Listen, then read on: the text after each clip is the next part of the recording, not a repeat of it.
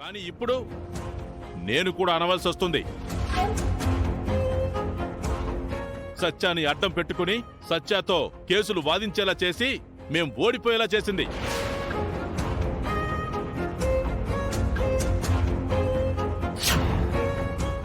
ఇంకేం మర్యాదగా మాట్లాడమంటావు? పల్లెటూరు పొలాల్ని ఫ్యాక్టరీ వాళ్ళ సొంతమయ్యేలా చేసింది. దీనిని ఎలా క్షమించాలి?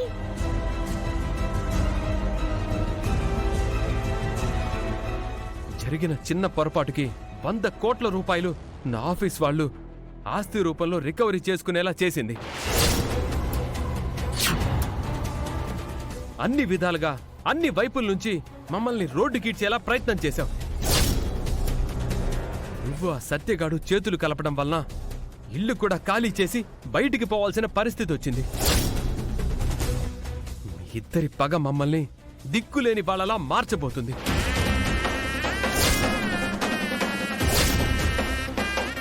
నిన్ను ఇంటి నుంచి బయటికి పంపించేశాం కాబట్టి మాకు నిలువ నీడ లేకుండా చేస్తావా? సత్యగాడితో ఏ సంబంధం లేదంటూ మాట్లాడుతుంటావు. మరి అంతా ఎందుకు? మీరు పొరపాటు పడుతున్నారు. నేను సత్యతో ఈ విషయాలేవి డిస్కస్ చేయలేదు. నువ్వు చేయకుండానే వాడంతా ఇనిషియేట్ తీసుకుంటాడా? ఎవరి చెవులో పువ్వు పెడుతున్నావు నువ్వు? సత్యతో నీకు సంబంధం ఉంది కాబట్టే వాడితో కలిసే ఇదంతా జరిపించావు. ఇంకా ఆపుతారా?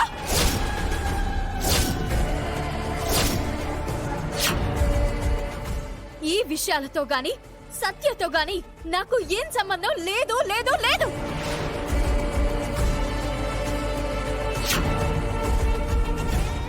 మీ అనుమానం మరీ పరాకాష్ఠకి చేరుతుంది. చూడండి, నేను యుద్ధం చేయాలి అనుకుంటే నేనే ముందుండి చేస్తాను. పిరికి దానిలా మూలన దాక్కోను. ఎవరినూ అడ్డం పెట్టుకోను.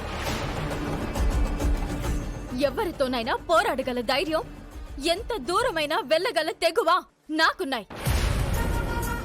అంతేకాని మీరనుకున్నట్టు చీప్ గా బిహేవ్ చేయాల్సిన అవసరం నాకు లేదు.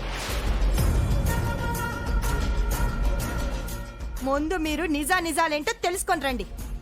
ఎవడో దారిన పోయే దానయ్య గాడొచ్చి ఏదో చెప్పేస్తే అది నమ్మేసొచ్చి జ్ఞానం లేని మాటలు మాట్లాడకండి.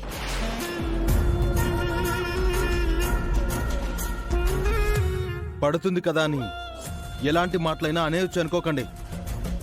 అన్ని రోజులు ఒకేలా ఉండవు. మేం మీ మీదకి తిరగబడాలంటే మాకు నిమిషం పని.